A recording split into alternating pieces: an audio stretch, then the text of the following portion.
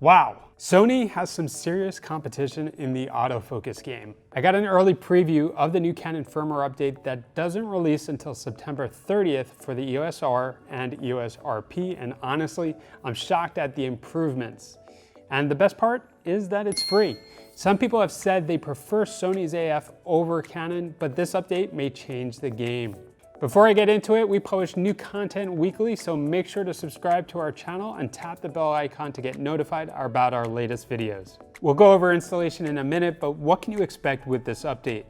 The main nuggets are that it has better eye detection autofocus at greater distances, better autofocus tracking on smaller subjects, and better initial subject recognition.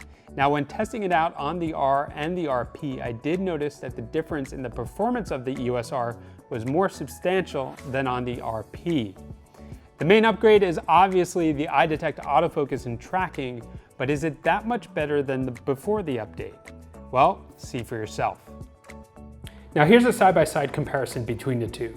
As you saw, the eye detect AF cut off on the previous firmware about a couple steps back, whereas I was able to get about 12 to 15 feet back with the updated firmware. Both were shot using the same lens set at the same aperture.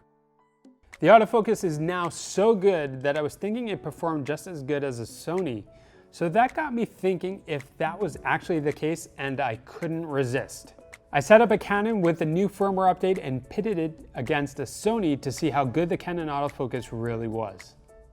And as you can see, both cameras maintain eye detect AF to about the same point, where both switch to face detect AF. Now as I get closer to the display case way behind me in the back, the Sony switches to the wide AF area, whereas Canon stays on face detect tracking.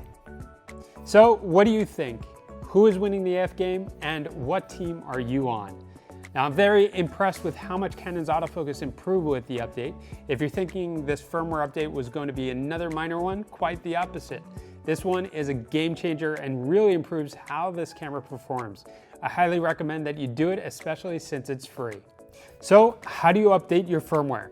Well, once the firmware update is released, find your specific camera on Canon's website. Make sure you choose the exact model, whether it's the EOS R or the RP.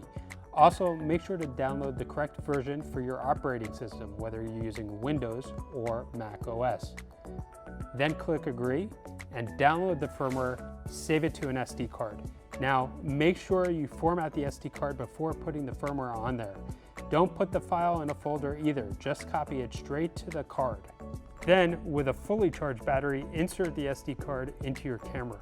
With your camera on a manual setting, go to the menu and select the firmware option. A dialog box will appear asking if you would like to update, and press OK. Keep your camera on as it does the update. Once it finishes, you're good to go. If you have any issues or questions, let me know in the comment section below. Are you excited about this update? I know I was shocked at the difference it made.